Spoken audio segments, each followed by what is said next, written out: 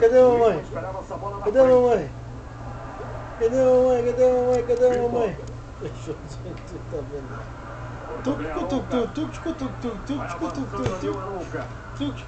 Tá se mexendo, ele tocou pra ele.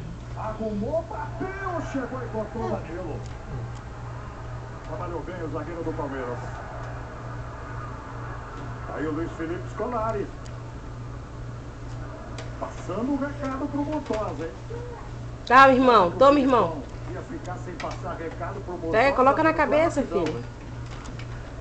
Ele está preocupado com a velocidade do Santos. O Neymar recuou um pouquinho, veio pro ponto de armação, mas não para conduzir a bola. Dança aí, dança. Do adversário, do lado esquerdo, lado defesa, lado direito da defesa do Palmeiras. É isso que ele está conversando.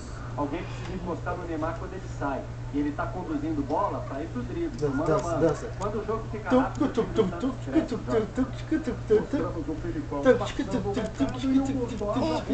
Safada. Vai, dança. Dança pra mamãe, dança. Dança, dança, dança.